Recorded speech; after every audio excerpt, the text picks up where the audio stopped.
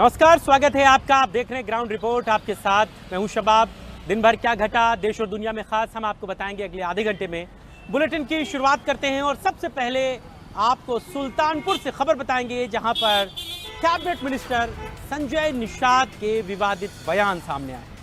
संजय निषाद ने आज कहा है कि हम यहां पर ऐसे नहीं पहुंचे, 7 दारोगा के हाथ पैर तोड़कर यहां पर पहुंचे हैं, उन्हें गड्ढे में फिकवा कर पहुंचे हैं। आज मंत्री संजय निषाद सुल्तानपुर में थे और वहां पर उनका ये बयान इस समय चर्चाओं का केंद्र बना हुआ है।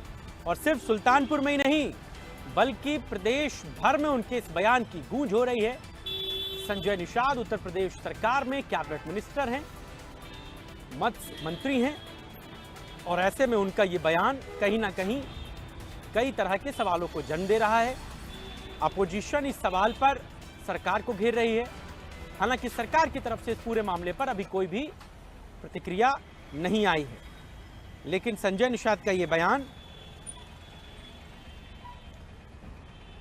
कई बातों को जन्म दे रहा है। रवि हमारे सहयोगी सुल्तानपुर से सीधे जुड़ गए हैं।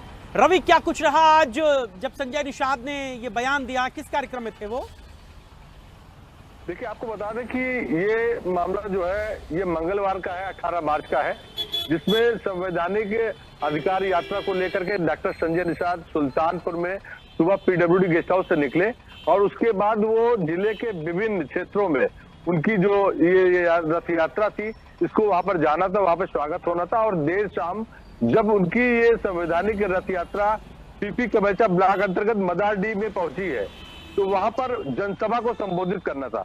जनसभा को संबोधित करने से पहले उनसे एक महिला मिली थी, जिसने एक शिकायती पत्र दिया था मंत्री जी को। 3-4 महिलाओं के साथ वो मिली थी। उसका कहना था कि उसके पति को पुलिस ने गिरफ्तार करके जेल भेज दिया है और उसके पति का LLB का पेपर है और वो चाहती है कि वो उसके पति को पुलिस छोड़ दे। आपको बता दें कि होली के दिन, यानी कि जिस तरह से होली के दिन यानी 14 मार्च की रात की मैं बात करूं, तो दोस्तपुर थाना अंतर्गत सराय समोपुर गांव में 2 पक्षों में मारपीट हुई थी, जिसमें एक सुनारा देवी नाम की 60 वर्षीय महिला थी, जिसमें वो उसकी मौत हो गई थी और जिसमें SC/ST एक्ट और हत्या के तहत जो पुलिस ने 4 लोगों को गिरफ्तार करके जेल भेज दिया था। इसमें जो है उस महिला का पति, चूंकि महिला जो है, जो रागनी है, वो उसका पति कृष्ण कुमार वो जेल में था और जिसको छुड़वाने के लिए वो मंत्री जी से मिली थी, अपने कई जो सहयोगी है उनके साथ मिली थी और वो चाहती थी कि उसके पति को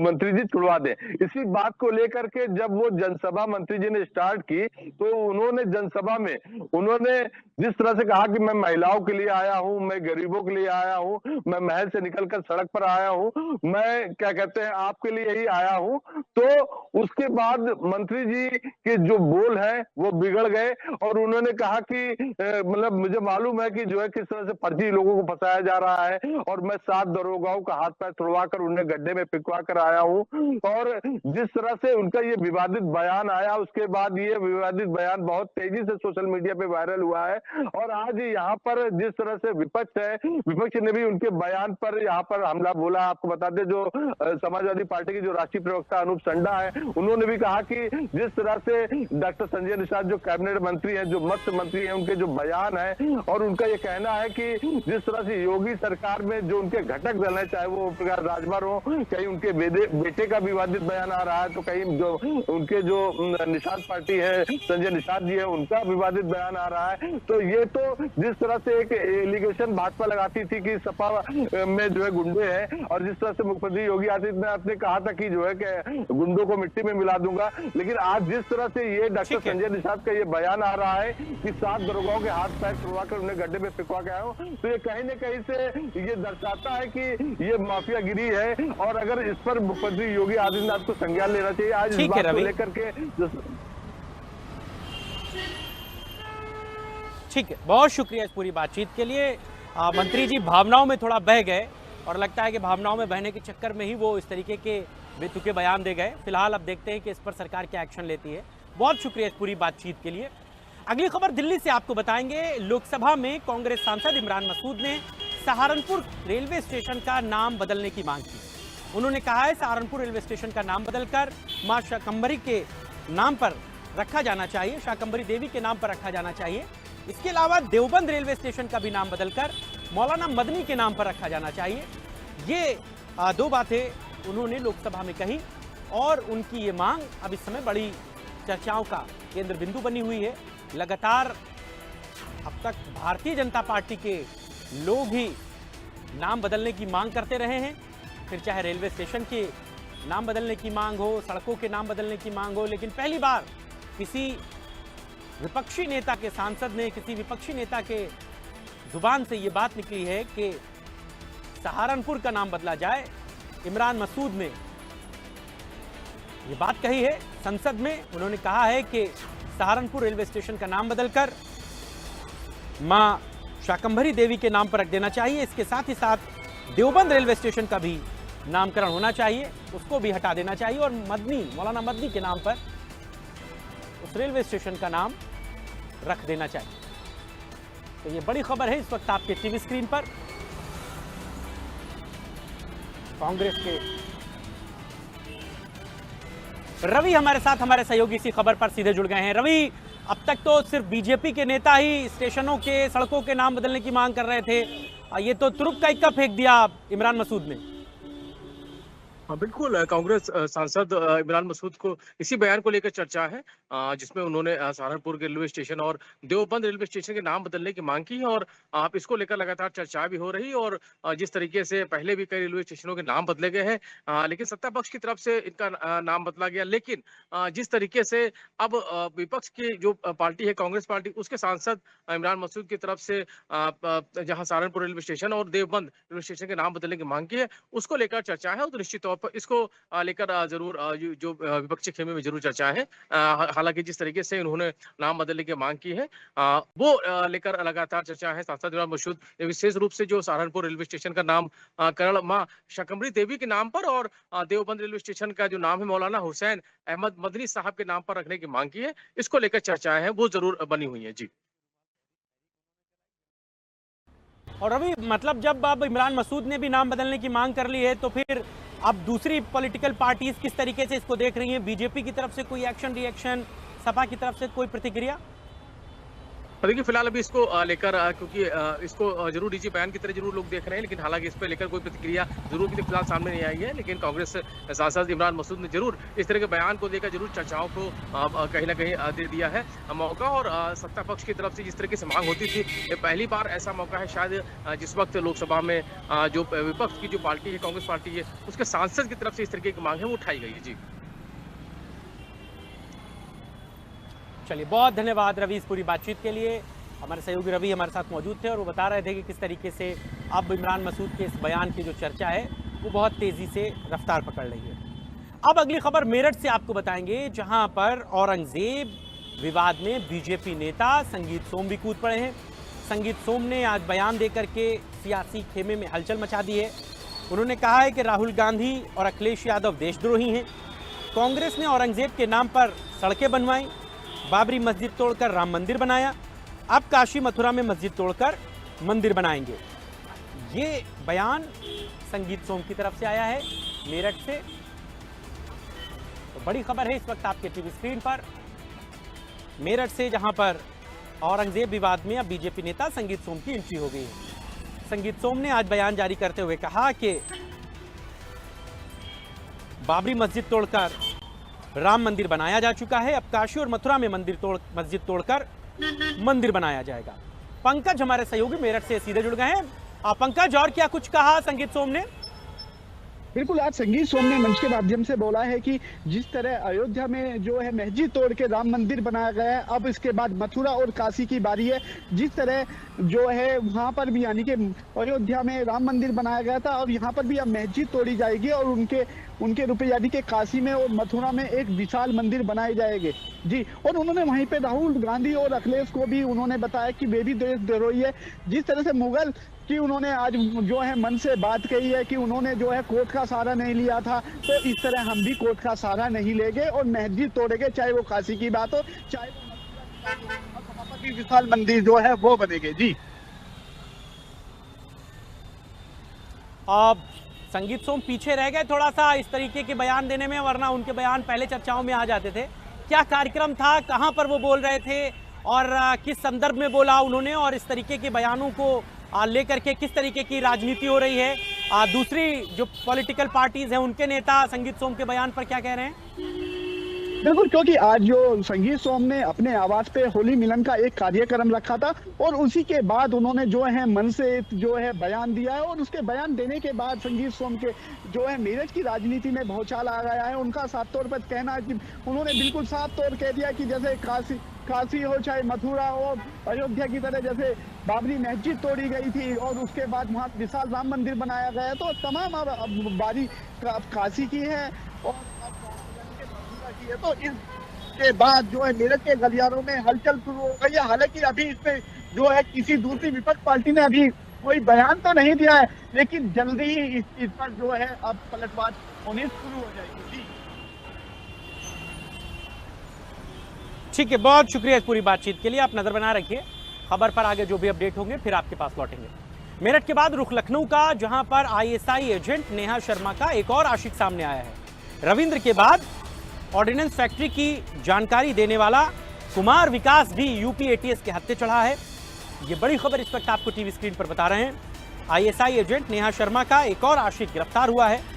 ऑर्डिनेंस फैक्ट्री से जुड़ी जानकारियां ये साझा करता था। यूपी एटीएस ने कुमार विकास को गिरफ्तार किया है। आईएसआई को ये गोपनीय जानकारी भेज रहा था। इससे पहले रविंद्र कुमार को गिरफ्तार किया जा चुका है। रविंद्र कुमार नेहा शर्मा को पिछले लंबे समय से ऑर्डिनेंस फैक्ट्री से जुड़ी हुई जानकारियों को साझा कर रहे थे और उसके बाद जब एटीएस ने रविंद्र कुमार को हिरासत में लेकर गिरफ्तार करके पूछताछ की है तो कई चौंकाने वाले खुलासे सामने आ रहे हैं। खुलासा ये भी हो रहा है कि सिर्फ रविंद्र कुमार नहीं बल्कि इनके जैसे एक और कुमार विकास भी नेहा शर्मा के चक्कर में फंस गए थे और वो भी ऑर्डिनेंस फैक्ट्री की जानकारियां आईएसआई एजेंट नेहा शर्मा तक पहुंचा रहे थे। आईएसआई को वो गोपनीय जानकारी साझा कर रहे थे। ये बड़ी खबर है इस वक्त आपके टीवी स्क्रीन पर।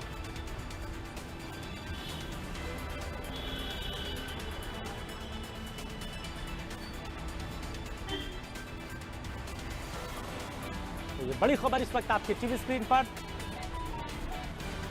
आईएसआई एजेंट नेहा शर्मा का एक और आशिक गिरफ्तार हुआ है। आपको बता दें, इससे पहले रविंद्र कुमार को गिरफ्तार किया गया था। रविंद्र कुमार ऑर्डिनेंस फैक्ट्री से जुड़ी हुई जानकारियां आईएसआई एजेंट नेहा शर्मा को साझा कर रहा था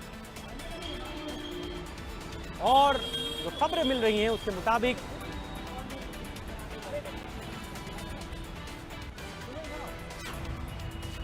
कुमार विकास पिछले लंबे समय से नेहा शर्मा के चक्कर में था, उसका आशिक था, उसको जानकारी उपलब्ध करा रहा था। बड़ी खबर है इस वक्त आपके टीवी स्क्रीन पर।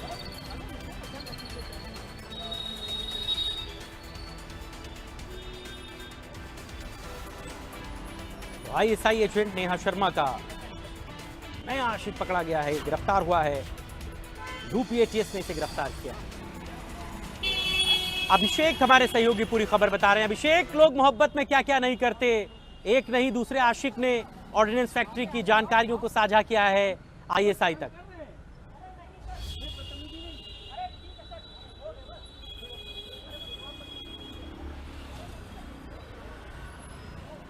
मेरी आवाज आप तक पहुंच रही है अभिषेक?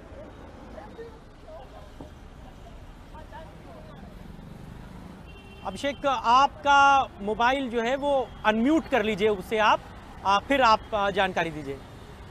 बिल्कुल शबाब, कहा तो जाता है कि इश्क और जंग में सब जायज है, लेकिन मातृभूमि से बढ़कर कुछ नहीं होता।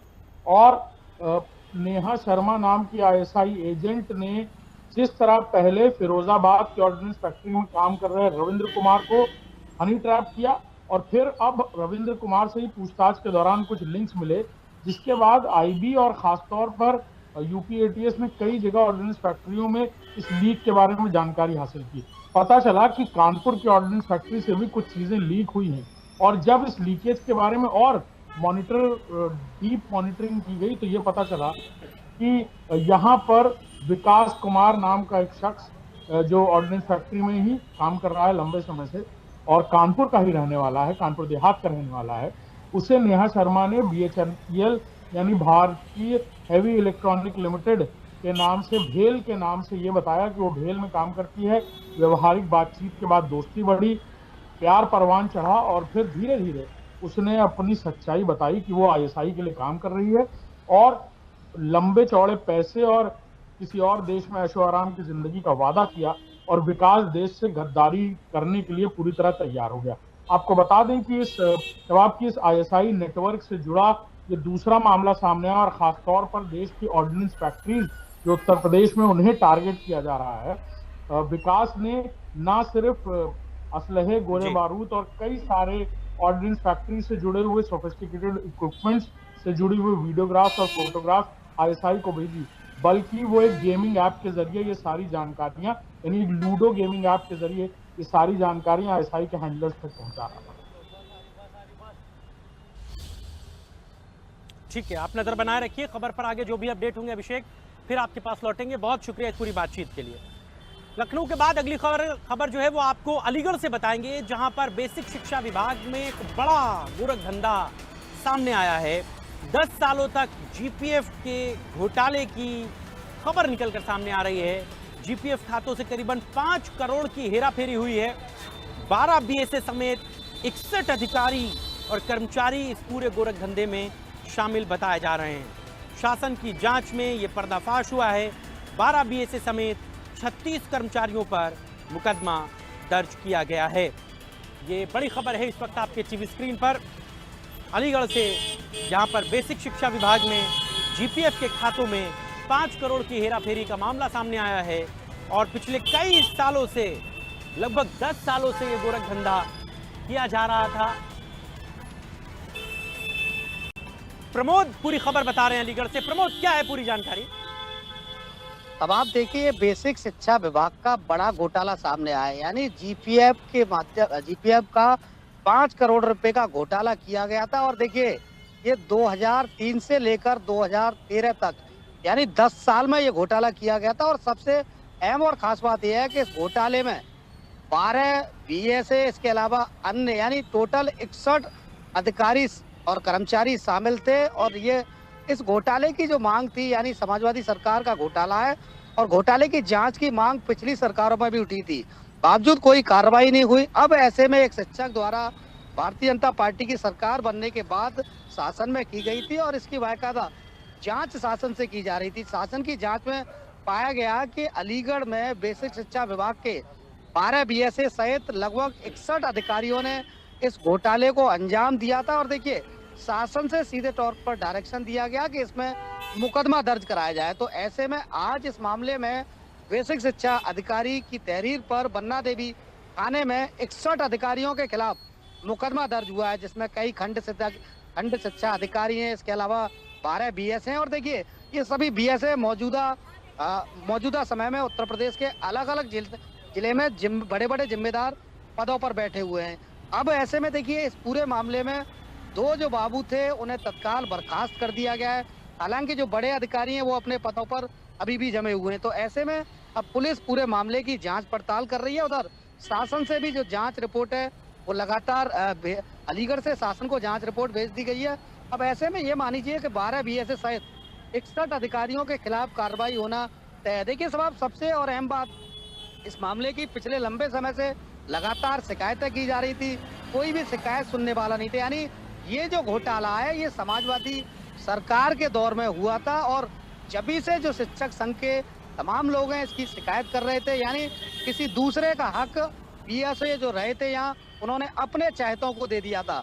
तो ये बड़ा घोटाला था और अब इस मामले में उत्तर प्रदेश में योगी जी की सरकार बनने के बाद परत खुलते हुए नजर आ रहे हैं। ऐसे में देखिए, भारतीय जनता पार्टी के तमाम नेताओं का कहना यह है कि जिस तरीके से ये घोटालेबाज अधिकारी हैं, अब इनका जेल जाना तय माना जा रहा है। चूंकि इसमें बड़ी चैन है, 61 जो बाबू अधिकारी कर्मचारियों के अलावा इन टोटल 61 लोग शामिल हैं। जी साहब, ठीक है, ठीक है, बहुत शुक्रिया प्रमोद इस पूरी बातचीत के लिए। आप नजर बनाए रखिए, जांच कितनी तेजी के साथ पूरी होती है, कैसे ये लोग जेल जाते हैं, इस पर हम लोग आगे भी अपडेट लेते रहेंगे। इसके बाद खबर आपको मेरठ से बताते हैं, जहां पर लंदन से लौटे पति की पत्नी ने निर्मम हत्या कर दी। हत्या करने के बाद शव के छोटे छोटे टुकड़े कटर से किए और उसको ड्रम में डालने के बाद उसमें सीमेंट डाल दी। मामला रोंगटे खड़े कर देने वाला है। प्रेमी के साथ मिलकर पत्नी ने सीने में चाकू मारकर अपने पति की हत्या कर दी। उसके बाद पति के शव के कटर से टुकड़े टुकड़े कर दिए। एसपी सिटी ने हत्या का खुलासा कर दिया है। आरोपी पत्नी को गिरफ्तार कर लिया गया है। पंकज हमारे सहयोगी पूरी खबर बता रहे हैं मेरठ से। पंकज, दिल दहला देने वाला मामला है, बिल्कुल रोंगटे खड़े हो गए खबर को सुनने के बाद। बिल्कुल, मेरठ में आज दिल दहला देने वाला मामला सामने आया है, जहां पर जो है पत्नी ने अपने प्रेमी के साथ मिलकर जो है पति की हत्या कर दी गई है और हत्या करने के बाद जो उसकी बॉडी है उसके अलग अलग टुकड़े किए गए और ड्राम में डाल दिया गया और उसके ऊपर सीमेंट डाल दिया गया, उसे चारों तरफ से पैक कर दिया गया और उसके बाद जो पत्नी है, प्रेमी है, वो घूमने के लिए यानी कि शिमला चले गए, कसोल चले गए, यानी कि 10 से 12 दिन वो लोग घूमे और उसके बाद जब वो मेरठ पहुंचे तो जो छोटी बच्ची है मुस्कान और सौरभ की, यानी कि सौरभ जिसकी हत्या हुई है, तो उसने कहा मुझे पापा से बात करनी है। कई बार बच्ची के कहने पर जो है माँ भावुक हुई और अपने माँ बाप से बताया कि जो सौरभ के जो माँ बाप है उन्होंने सौरभ की हत्या कर दी है। तो उसके माँ बाप ने कहा कि कौन अपने बच्चे की हत्या करता है। तो उस बात को लेकर उन्होंने जो मुस्कान है उससे जो है उसको डांटकर उससे गलत मतलब कि उससे जानकारी लेने की कोशिश की कि इस तरह यानी कि उसके माता पिता ने हत्या की है।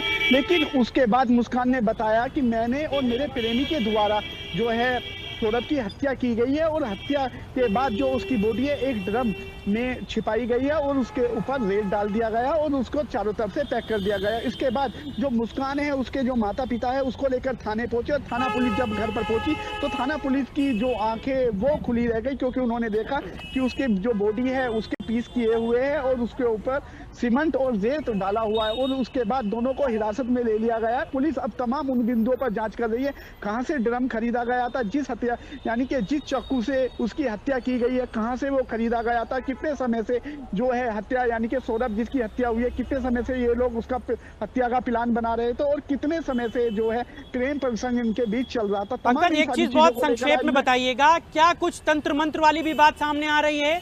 क्योंकि कमरे से बहुत सारी ऐसी भी चीजें बरामद हुई हैं, कमरे के भीतर बहुत कुछ ऐसा भी लिखा हुआ था जो जादू टोना और काला जादू जैसी कोई भी चीज सामने आई है क्या? हालांकि इस मामले में जब जो एसपी सिटी है उनके द्वारा ही खुलासा किया गया था और उनसे पूछा गया कि क्या इसमें कोई जादू टोना या कोई तांत्रिक क्रिया का भी प्रयोग किया गया, तो उन्होंने साफ तौर पर इस चीज से मना कर दिया, क्योंकि जो पत्नी है उसका अपना यानी कि जो उसका प्रेमी था, इनके जो बीच है 2 साल से जो प्रेम संबंध चल रहा था और यानी कि ये जो बचपन में कक्षा 8 तक भी साथ पढ़े थे। तो तमाम इन चीजों पर जो मेरठ पुलिस है वो अवैध संबंधों में हत्या की गई। चलिए, बहुत शुक्रिया इस पूरी बातचीत के लिए। अवैध संबंधों में यह हत्या की गई है फिलहाल, लेकिन मामला बेहद दिल दहला देने वाला है। जिसने भी सुना है उसके रोंगटे खड़े हो गए। बहुत शुक्रिया इस पूरी बातचीत के लिए। इन्हीं तमाम खबरों के साथ ही ग्राउंड रिपोर्ट में आज के लिए बस इतना ही। देश और दुनिया की तमाम बड़ी और अहम खबरों के लिए देखते रहिए इंडिया न्यूज उत्तर प्रदेश उत्तराखंड। फिलहाल मुझे और मेरी पूरी टीम को दीजिए इजाजत। नमस्कार।